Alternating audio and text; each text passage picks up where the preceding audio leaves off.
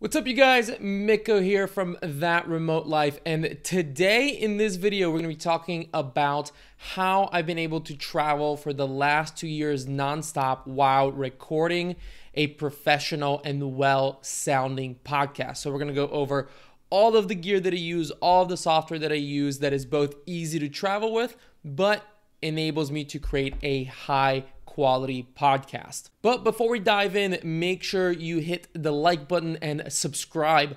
I publish new videos every single week covering the digital nomad lifestyle, remote work, and how to operate and build an online business from anywhere in the world. So if that sounds like something that you'd be interested in, make sure you hit the subscribe button so you never miss a new video. All right, well, let's dive straight into it. First, I'm gonna cover all of the hardware pieces that I use, all the different tools and pieces of tech that make the podcast possible. And then afterwards, I'm going to talk about some of the software things that I use in order to produce, edit, and publish the episodes of the podcast. And if I haven't mentioned yet, that podcast is called That Remote Life, and it comes out every single Tuesday. And I interview successful location-dependent entrepreneurs and experts in the fields of remote work. All right, so the very first piece of tech that I use to produce the podcast is actually my laptop, which I am using right over here. I have my notes put up on it, and this here microphone is connected into it to record better audio for this video. I use the 2019 MacBook Pro, and it does a phenomenal job with any sort of editing that I need to do for the podcast, and I highly recommend it. The second piece of tech that I use that is absolutely necessary to produce the podcast is the ATR 2100 USB microphone. You can see it right here as I'm using it to record a higher quality audio for this video. I have another one right here. I tend to travel with two just in case I want to record an in-person interview with someone, but I highly recommend this podcasting mic. It's very easy to use and it's very affordable. I think it comes in at under $70 or $80. So very, very affordable and records a high quality audio input.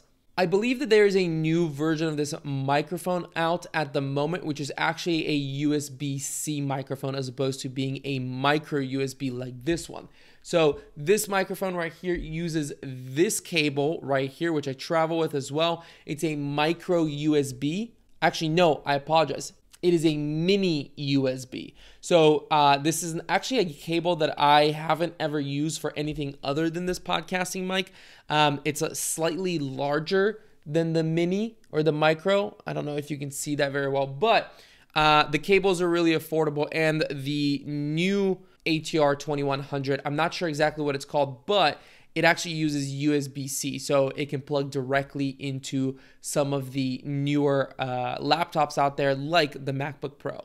Now, I connect the microphone using that mini USB cable to my computer with the Pergo no cord dongle. So this right here, it has two USB-C in ports, and those plug directly into my computer. And the reason why I got this one specifically is that it has everything that I need for really great podcasting. As you can see here, it has two USB-C ports. It has an HDMI port, and right here, it also has a USB-C port so that I can actually be charging through this when I'm recording a podcast. It also has an SD card slot, which is really nice for when I'm trying to take videos like this and plugging them in and editing them. But more importantly, it has an Ethernet port right here, which is not something that I've seen on very many of these dongles. And the nice thing about this is that when you're traveling and recording a podcast, sometimes you may not have the best internet connection. And the way to make sure that you have a far more stable internet connection is to hardwire yourself in. And this port right here that opens up, it's got this cool little open movement there. It allows me to actually plug in to the internet directly with a cord for higher quality internet. Moving on from this, the next piece of kit is the NextStand laptop stand. So you can find these on Amazon. They're about 40 bucks or something like that. And what's nice about this is that it's really lightweight, it's really compact, it fits in my backpack really, really easily, but it does this little thing right here, and then I can set this down in front of me, and I can put my MacBook on top, and it essentially raises the level of the camera and of the screen when I'm speaking with someone. It just makes it feel a lot more natural. It produces more of like an eye-to-eye field of view. And also when you're not recording a podcast episode, this is really nice for working on, so that you're not hunched over and working on your laptop, but you're more, shoulders back, neck back, that sort of thing. And the reason why I use this, the bigger reason why I use this for recording podcast, is that I like to record video, because then I take that video and I put it on YouTube, just like this video. And the way that I do that is I record using this camera right here. This is the Logitech C920S 1080p webcam. This camera is super lightweight and produces a very high quality image, and it just creates a much better experience for you guys if you're watching the interviews in video.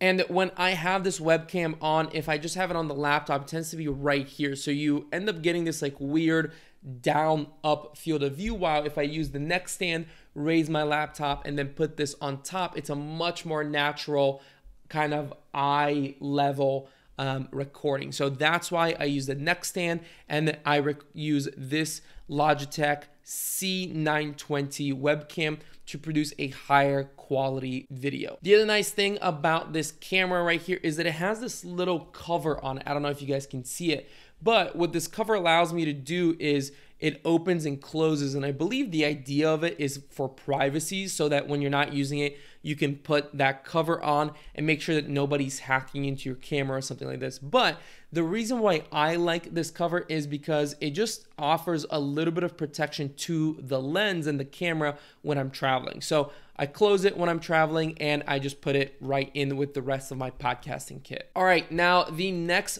pieces of kit that I use to record the podcast are actually a wireless Apple keyboard and mouse. So the reason I use these is to be able to control my computer when it's raised at eye level, right? So I have the neck stand up in order to get a better view for recording video, and then I need these in order to be able to type on my computer, or select or do some research in the background or something like that when I'm recording those interviews. So that's why I have these. I also use them just normally if I'm traveling. I like to have a mouse anyways when I'm doing some work, and if I'm not recording a podcast but I'm working with a neck stand, these are essential. All right, up next, it's one of my personal favorite pieces of tech that I use, and those are my AirPods Pro. So these are one of the essential things that I recommend for anyone traveling and working. They are fantastic. The audio quality on them is really, really great. And the AirPods Pro now have this feature that allow you to actually block out sound. And that's fantastic for when you're traveling. You just plug them into your ears, and then you set the noise cancellation mode, and being on a flight is super quiet and very comfortable. It does a phenomenal job of blocking out the turbine noise on a plane. But they're also really great for podcasting. I see a lot of people traveling with really large over-the-ear headphones, and I really don't think that's necessary if you're trying to keep your kit minimal. This is great. I put them on transparency mode so I can still hear what's happening around me, but more importantly, I can hear how loudly I am talking. So that's why I really like these AirPods Pro. They are one of my favorite pieces of tech just in general, but they're also really great for recording podcasts. All right, up next is my Topo Designs large accessory bag. So I've had this for years, and this is the bag that actually keeps all of the things that we've talked about all kind of in one little bag like this, and it keeps them really nice and organized. So this is literally my podcasting bag. In here, I can fit both of the podcasting mics. I put all of the mini USB cables for the microphones. I will also put in the stand, which you see here, which is one of the other things that I use when I'm recording podcasts. So it's just a simple tripod microphone stand that comes with the microphones, I believe. So I don't even know. I believe it came with the microphones. I don't think I bought it, but yeah, so I recommend getting one of these as well. in order to hold your microphone when you're doing interviews. But microphones, stand, cables all go in here along with the camera. So all of those things, they go right in here and it fits them perfectly. I believe that the new ones, I've had this one for a while, but I believe that the new ones are actually horizontal, so the zipper is up here. Either way, I highly recommend these. I actually have these in all sizes. I have a large, I have a mini, and then I have one of their micro ones, the really little ones. And I love these accessory bags. They're really affordable, and they do a great job of organizing all of your little pieces of kit for everything. By the way, anything that you might be interested in terms of these items, I'm going to have links down below so you can easily just click on those and go check them out. And if you end up buying something, a little bit of that money at no extra cost is going to come to me and help support this channel and, you know, pay for some of this equipment and all of these other things and the time that I put into making these videos. So thank you ahead of time if you decide to buy something through my affiliate links. Last but not least, we have the iPad Pro. So this right here is my iPad Pro. It's pretty old. It's the 9.7 inch. But what I use this for is essentially I have it right next to me when I'm recording interviews, and I use it for taking notes. So I have the Apple Pencil right here, and I use that to take down notes when I'm doing an interview. And usually that's just, you know, things that they mentioned that I want to make sure that I revisit in the interview, and I'll just jot it down very quickly. But I try to be as paper-free as possible, just because traveling all the time and having notebooks doesn't really agree very well. So I like to keep as many of my notes as possible digital. I just use the Apple Notes app, and I just write with the Apple Pencil and just jot down very quick notes about anything that I want to make sure that I return to during the interview. If you're enjoying this video so far and you haven't done so already, please click the like button down below. I would really appreciate it. And if you haven't subscribed, hit subscribe. Don't miss any more of these videos. It's that easy. Help me get to 1,000 subscribers. All right, with that out of the way, let's talk about software. These are the behind the scenes heroes that make the podcast possible. So the very first thing, I'm gonna go over all of these softwares in the order that they appear in the podcast production process. So the very first software / app that I use is Calendly. So I use Calendly in order to make booking interview times with guests very, very easy. I set days and times that I'm available to do interviews, and I just send a link to my guests and they book a time that works for them and that works for me. And the really nice thing with Calendly is that it also has a bunch of automations built in the back end that allow me to gather valuable information for that interview. So that's the first software that I use to produce the podcast. The second one is Zoom, and I use Zoom as my main podcast interview app. I just jump on a Zoom call with interview guests and I record the video and the audio.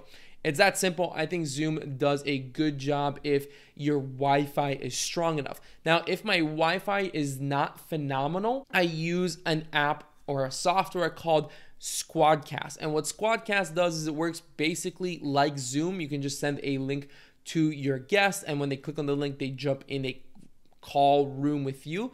But what Squadcast does differently is that it records audio and video locally for both parties. So it will record my local audio and video, and it will record the guest's local audio and video, not the audio and video that comes through the internet that is likely lower quality. So I use Squadcast when my internet is not very good because it just helps me produce a higher quality podcast.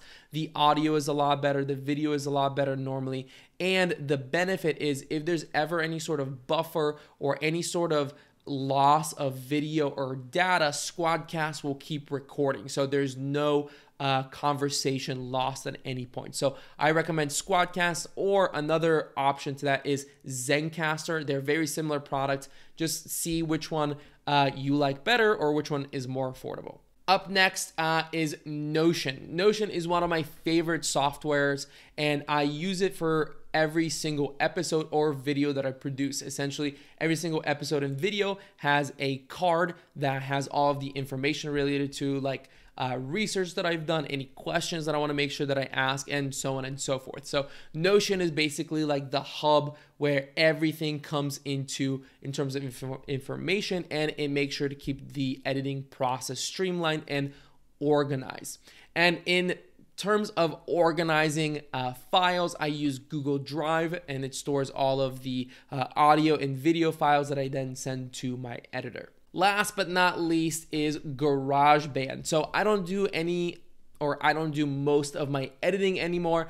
I'm very happy to have a fantastic editor named Abby, and she handles all of the editing, and it makes my life a lot easier. But sometimes I don't have enough time to send audio files over to Abby to edit, and instead I need to do the editing because I don't like to, send work last minute that needs a quick turnaround. I like to give people that I work with as much time as possible to do their work. So if there's something that's last minute, or it's not a very long episode or something like that, and it's just something that would be easier for me to handle, I use GarageBand to do the audio editing and iMovie to do the video editing for the video version of the podcast.